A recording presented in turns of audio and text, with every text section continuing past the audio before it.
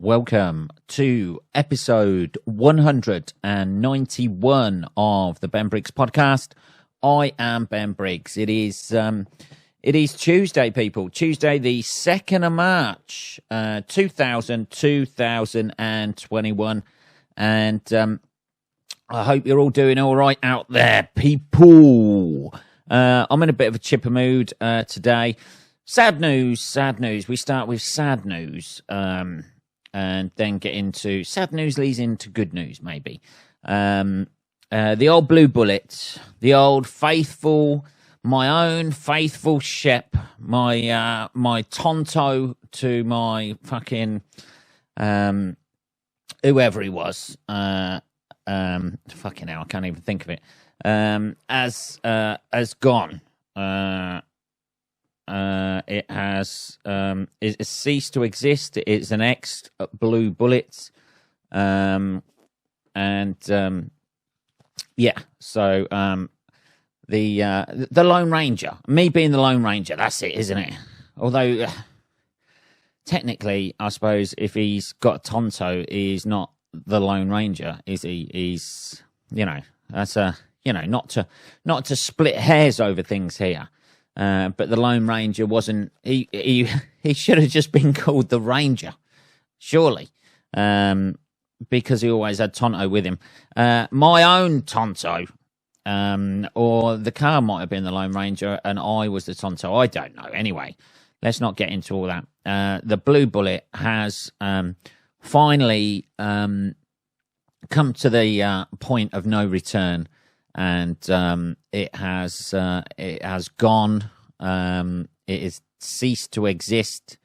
I have a new car. That's basically what I'm saying, people. It had done like 186,000 miles. The old Blue Bullet. It had done 186,000 miles. It was starting to fucking go. There was various leaks in there. And unfortunately, the world famous Blue Bullet has gone, which I've travelled around, which is saddening in a way, because I know it's only a little bit of tin. People, everybody says this. Hey man, the things you own end up owning you, don't they? Just people, don't they? Just. But unfortunately, it's gone, which is a tinge of sadness there. I spent a lot of fucking time in that car, a lot of fucking miles, a lot of time driving to gigs, driving back from gigs, parking it up in various cities around the fucking country, cities, towns, villages, hamlets, whatever. I'd had it about 8 years, I think, 7, 8 years, something like that, and it had finally got to the point where it's going to start costing me. It was kind of costing me more.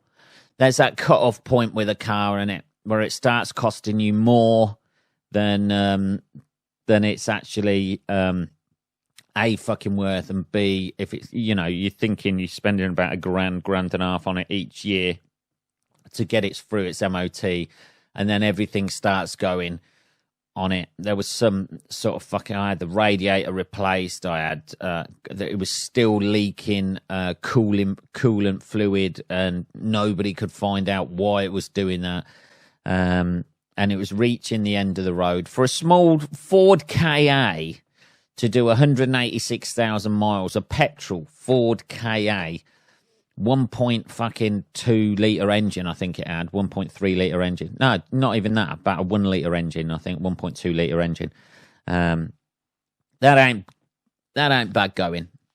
Say what you like here at the Ben Briggs podcast, but we like to get our fucking money's worth out of stuff, that's for sure.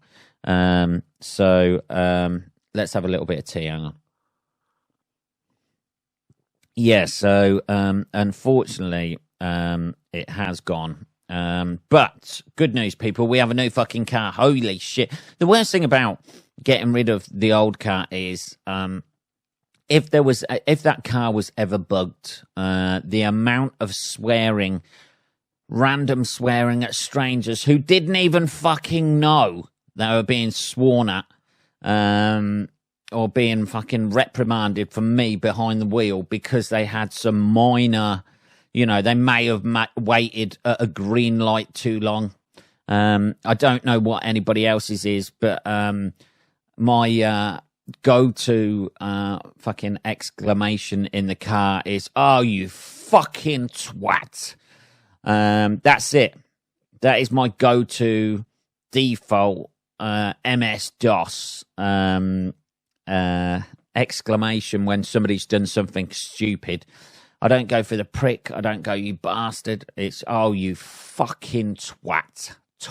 There's something about the word twat, when said correctly, it just sums up people in those situations, doesn't it?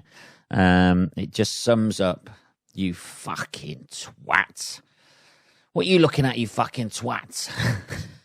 The amount of times. That's usually a side window one, isn't it? Front window is, front windscreen on a car is, "You fucking twat." And then the side window is, "What are you looking at, you fucking twat?" That's it. Back window is always the fucking finger, isn't it? That's how you that's how you designate your insults with your with what you're doing with your car windows. That's it, isn't it? "What are you looking at, you fucking twat?" And then the old finger out the back. Nobody ever sort of like turns round, do they? You're not going to turn round in your seat and go, "You fucking twat," like that. It's usually, and then the left side window is, "The fuck are you doing?" Which is when somebody's pulled out on you on a motorway, and for some reason they've either dithered, because nowadays it doesn't seem like anybody knows how to join a fucking motorway. Everybody just seems to, like, if it's like 70 miles an hour or it's down to 50 or 60, people will come off the fucking slip road onto the motorway at 50 when the traffic is going at 50, and then leave it right till the last minute. They don't adjust their speed to either slow down and, seamlessly go into traffic. They seem to just think, "Oh, well, I'll just go at 50 miles an hour. Somebody will give way." So that's always, "Fuck are you doing?" Out the left-hand side window, and then followed by a fucking flip with the old middle finger out the back window. That's it, isn't it? That's how I communicate with my fellow drivers, to let them know that they possibly need to improve their driving skills. Fucking hell. But the old blue bullet saw a fucking lot of that. The good thing about having a shitty old car as well is, especially if you do what I do, stand-up comedy, or used to do what I do, you know what I mean, until we get back to it and allowed in venues again. The good thing about having a shitty car is you don't mind fucking leaving it anywhere. You don't mind. You see a space, you see somebody slightly over the line, it's the last space. You don't even give a shit. I've even, here's the confession here. I've even, where somebody's parked too close to me, because my car was shitty. It was like, it would have been 11 years old this year. It was a 2010 Ford KA. I've even, when somebody in a nice car has parked too close to me, you get the lines, don't you? You get the double lines usually in a parking space. They're defined by either one line or a double line. The double line, as long as their wheel isn't on the line that's on their side, I think, like, you can let them get away with it. It's kind of like the offside rule. If it's level, with that line, the wheel, then fair enough. They've misjudged it a little bit. If it's any further over than that, I think you've got a free rein if you park next to them. If they're over on your line, so there's two lines, one their side, one your side, If they're over on your side or close to that, I think you can park in there and just fucking slam your door onto their door. I've fucking done that a couple of times just because I'm pissed off. Return into my car and then you find that somebody has left you. Somebody's obviously like anticipated that there is an Ethiopian child from the 80s driving that fucking car who's parked up your car, and somehow you can get through a fucking wafer-thin gap to get in your car. So I think all bets are off in that scenario, and you can just open your fucking car door onto theirs and try and do as much damage as possible. Hey, they're going to learn. That's how you learn, isn't it? That's how you learn about things, isn't it? Somebody opens your car. Oh, fucking hell. Somebody's opened my fucking door onto my car and dented it. Yeah, well, you know, learn to park into those spaces and your car will not have fucking dings all down the side of it. I think all bets are off. I think like with a single line, I think if you can open your door, you might have to squeeze out a little bit, give them the benefit of the doubt. But if they're over that single line, then again, all bets are off. And that is a good thing about having an old shitty car, because you do not give a fuck about whether or not you dent your car door or not on their car door. Usually it'll catch the edge. That's the nice bit, isn't it? When you got the edge of your door and then the side of their car, and you can just give a little bang, just a little dink, just in the middle of that pristine, nice bit of steel that's sitting there. Maybe it's got a little ridge in it, you know, like it's a sporty car and it's got a little ridge in it or something like that. And you can just bang, just give it a nice little dent, just so they know that their parking needs to be improved. Ah, dear. Yeah, that is the issue with old cars. You can fucking do that because you don't really give a shit. Here's my new issue. I have got a new car. Oh yeah, baby, a new blue Bullet, a slightly darker blue Bullet, may I add. That is that is it's like a Mini Cooper convertible. I fucking know. I'm a fucking poser, but I fucking love it.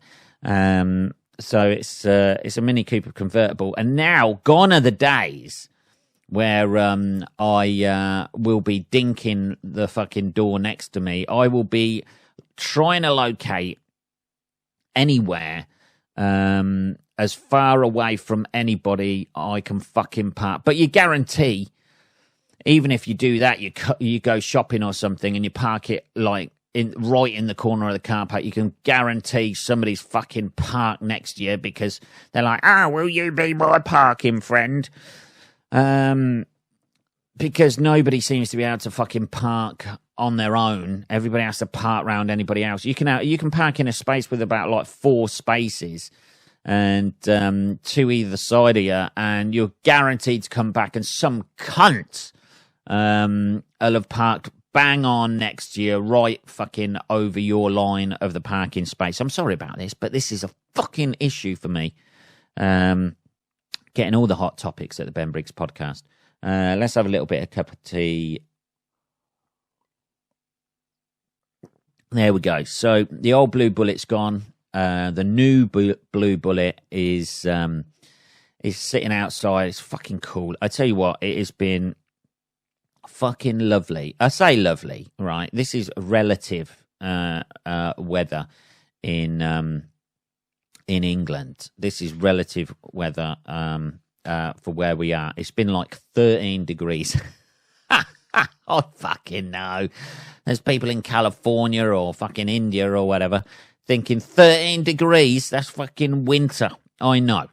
But it is fucking nice when the sun's out, driving with a fucking top down, baby. I actually took the car up to see Hannah the other day, and we were driving round with a top down, and I'd driven up because it was quite nice down here. I'd driven up in a fucking t-shirt, and when I got it to Birmingham, it was fucking freezing, and she was like, "Let's put the top down and like see what it's like." She comes out with a fucking coat. I've still got a fucking t-shirt or whatever on, and it was fucking freezing. My hands on the steering wheel were fucking blue. So when you see those fucking posers like me driving around in a fucking convertible, and it ain't that warm out, and they've got the top down, you just feel for them a little bit. They may look cool, and you may look at them and think, "Oh, what a fucking wanker," but they are freezing their fucking tits off. And it was fucking freezing as well. I tell you, my fucking hands were blue. They just looked like they'd been like put in a I'm surprised they didn't frost over, and just, you know, you've got that unsticking to do on the steering wheel. Because they're all frosted on there. Yeah, it was fucking cold, man. I tell you, it was fucking cold. But it is still, nonetheless, when you pull up at a fucking traffic lights. When I bought the car back, and I stopped off at traffic lights. I had the top down, and somebody pulled up next to me in the traffic lights and looked across as if to say, "You fucking wanker," and I almost said, "Yes, I am, but I do not give a fuck, my friend." Anyway, it's been quite nice. I know it's only the start of March, people, but things are looking good for the summer already. Yeah, it's about 13 degrees. Although, obviously, here in the UK, we are still in lockdown, cockdown. So, we're not meant to be going out, venturing out and enjoying the fucking weather. But as ever, hey man, that don't fucking apply to me, man. Hey man, I work in the city. Do you work in the city? The fucking Londoners are causing a furore in the media because they've just, like, we're in a lockdown, so you're not allowed fucking to meet up in groups outside. You know, you can go for your fucking walk. Take your dog you stole off somebody for a walk. That's it. Take your little puppy you had to shin over somebody's garden fence to steal. As they come out going, "Hey, Barney. Hey, where's Barney? Barney was in the garden. Where's Barney?"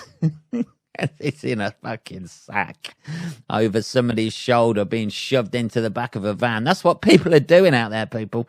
Yeah, so you're only meant to be able to take your little dog for a walk, or you know, like walk with someone with your household, I think.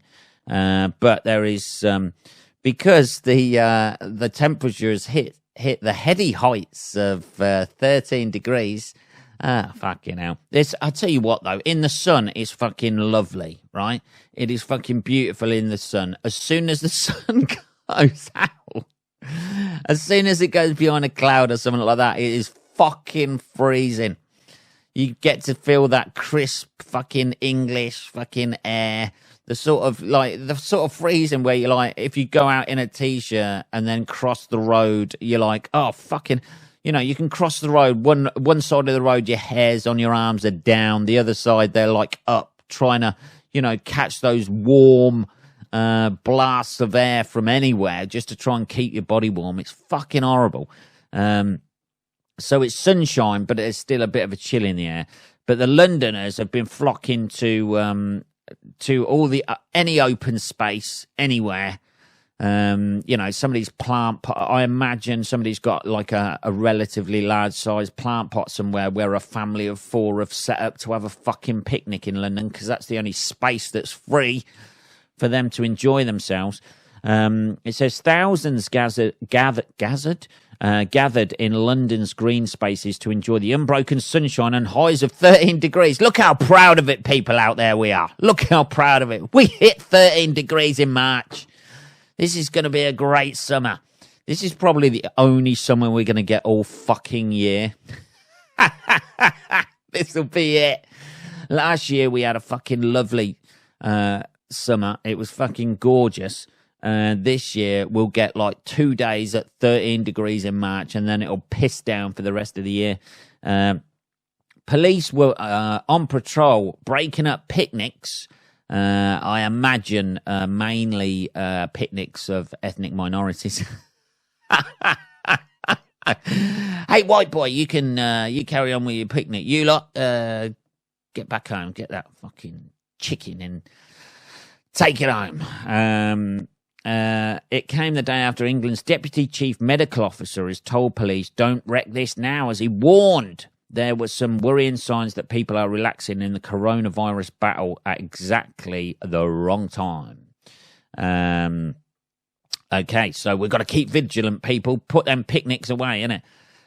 Professor John Van Tam alerted people who have already been vaccinated to the dangers of taking their foot off the brake and being tempted to break COVID-19 rules.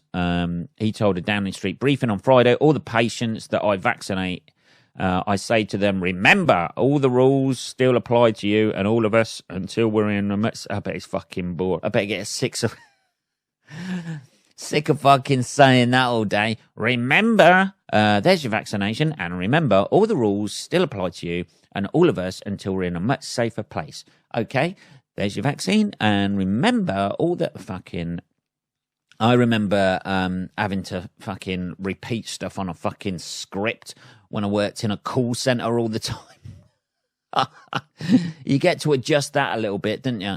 You get to adjust that, you know, you can. And have a nice day, and thank you for signing up to Virgin Energy, the energy for you, and Virgin Energy, the energy for you. After about 1,000 times of saying that a day, you're saying it in your fucking sleep. So this is it. Look at the pictures, though. There's fucking pictures of people, and they're, you know, it's just fucking ridiculous. They are all white, student-y, fucking hipster types. Look at them. Look at that. That is a park full of fucking hipsters right there. Oh, fucking hell. Jesus. I have never seen so many beards, so many fucking cut-off jeans and fucking 80s attire as there is in that fucking... I am so glad, so very, very glad that I don't live or work in London. Obviously, I gig in London, but I'm so glad I don't fucking live in London. These are the sort of people, if you transported these people to Northampton, they would be ridiculed and beaten. And your man bun ain't gonna save you here, buddy. Jesus. All your fucking beads round your neck and your fucking open fucking t-shirt with the low-cut neck. That ain't going to save you in Northampton, me old booty.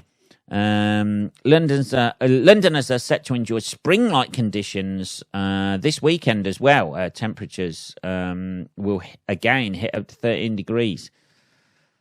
They had 8 hours of glorious sunshine and they're fucking out everywhere. It's because nobody in London has a fucking garden. The only one who's got a garden is fucking Queen Elizabeth. She's the only one who's got a fucking garden in London. Everybody else has just got like a couple of cobbles outside that they can put, you know, a plant pot on and maybe like half a bird feeder. Ah, fucking hell. Yeah, it's typical in this country. This is the sort of thing that happens, though, innit? Like a little bit of sunshine and everybody goes fucking mental. Start stripping their fucking clothes off and just walking around in fucking Speedos. Jesus. Well, this is a photo from this afternoon in London Fields. I even thought that the rules had changed overnight. That is fucking rammed. It's just ridiculous. Loads of people. There's no police. You can't really police that, can you? If people en masse are just going out and just en masse, just camping and setting up picnics and that. Look at that fucking guy walking through the park with a retro fucking bike. I hate people like that. Jesus, just get a fucking proper bike. You know, you don't have to have a fucking retro one. Although, saying that, I have just bought Hannah a retro bike. Not that long ago. Fucking hell. That'll get me in the ship, baby. Yeah, so, fucking hell. Everyone just goes fucking mental. The R rate will go up again. And then when we do have a fucking nice summer, we'll be in lockdown because these pricks couldn't control themselves for fucking 8 hours. I don't know. What are we on? 25 minutes. Let's end on a good note. This cheered me up anyway. Couple lose 182 million euro jackpot after ticket payment didn't go through. Whoa! I mean, I've lost some money in my time, people. I have wasted some fucking money. Notably on trainers, notably on tracksuits that I have the intention when I buy a tracksuit to wear it to go running or go to the gym. I don't. I just hang them up in my closet, and then every now and again I'll bring them out to go shopping in at Tesco, something like that. I've wasted fucking money. I've bought things I bought, random pairs of trainers that I don't really need just because that I haven't even worn yet. I haven't even worn. They've been in the cupboard for like fucking 2 years because if maybe the value will go up and they'll be worth the price of a house. They never will, Ben. Just fucking wear them. Maybe I'll keep them for something special and wear them for that one day and have a lot of meaning behind it. It's never going to happen, Ben. Just wear the fucking trainers. But 182 million. This is the story of Rachel Kennedy, 19, and Liam McCrohan, 21, have been left absolutely heartbroken when they realised the usual numbers of 6, 12, 22, 29, 33, 6, and 11 had come up, but did not have enough money in the irony of that, but did not have enough money in their online account for the ticket. Wounder, they didn't have enough money to win £182 million. A couple claimed they missed out. How much is a ticket? Couple claimed they missed out on the 182 euro millions jackpot when their numbers were drawn, but their ticket payment didn't go through. They had played the same numbers for 5 weeks. It's not like they're doing it. They played the same numbers for 5 weeks in a row before all 7 digits appeared in Friday night's draw. Rachel explained how she had set up her account to automatically buy a Euro Millions ticket each draw. Oh, fuck off. You know what these people have done? They've basically cancelled what tickets they were going to do and then gone, but we played them for the last 5 weeks. But when payment for Friday's ticket was attempted, the lottery account did not have enough funds. Checking her account after Friday's draw, she was greeted with a message saying her numbers were a winning match. However, her heart sank when she realised the glitch. No fucking shit. Jesus. Fucking hell. Rachel, a business student at Brighton University, said, a business student. Yeah, you're going to have to keep on doing that, baby. You're now going to have to finish your degree rather than do fuck all for the rest of your life. I called my boyfriend Liam and my mum into the room and they couldn't believe it either. So I was like, oh my God, I need to call them. I called the number thinking that I had 182 million and they said, yeah, you've got the right numbers, but you didn't have the funds in your account for the payment of the ticket, so it didn't actually go through. How much is a Euro Millions ticket? Euro Millions ticket. Let's have a look. Price. Euro Millions ticket price. Let's have a look. Standard Euro Millions ticket is £2.50. So for the sake of £2.50, she lost £182 fucking million. Wounder. There's pictures of her there. Look at them fucking eyebrows as well. The old young girls love the eyebrows, don't they, these days? Love them. Don't want to get any dust in those eyes, do they? You want them protected. There's more dust around these days. I don't want to. Or they're sweating. Are they sweating more? That's what eyebrows do, isn't it? Keep the sweat out your eyes. They must have very sweaty foreheads that they need eyebrows that thick. Jesus. I don't know. Give me some 90s girl eyebrows. Some of them thin ones. That's what I like. Comes days after an unlucky British teenager just missed out on an enormous €178 millions jackpot, with every one of her numbers just come out. Could not believe her bad luck when she checked her lucky dip ticket for last Friday's mega draw. The marketing apprentice numbers were either one too big or one too small for the winning sequence. Oh, well, you know. That's just losing the lottery, isn't it? You know, that's not losing it. That's just not getting the right numbers, isn't it? The fact that they're one too small or one too big on a fucking lucky dip. You know, we can all say that, can't we? You know, I'd have won the lottery if I've ever bought a ticket. I think I've bought a few tickets for the lottery when I'm and I'm giving up hope on my ambitions. That's basically it, isn't it? That's a lesson for these kids. Don't give up on your fucking life ambitions. That's what you do, innit? You buy a lottery ticket when you think, oh, man, I've hit rock bottom. I don't know how the fuck I am going to live the rest of my life. I need it. Come on, God, give me a little bit of luck. I just don't want this day job anymore. Come on, you bastard. Come on, you bearded cunts. Come on. Just sit there watching the lottery. And then you don't win and you're like, oh, I'm not paying out £2 every fucking week for that shit. I've got better shit to pay £2 on a weekly basis. What are we on? 31. That's it, though, isn't it? Doing the lottery is hitting rock bottom. And she's done that at 19.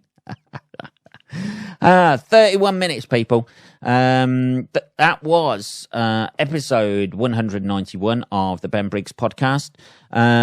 If you have any questions or you want to message me at all, it is just podcast@benbriggs.co.uk. I will be back on Saturday, motherfuckers. Have a good rest of your working week. I'll speak to you then. Take care.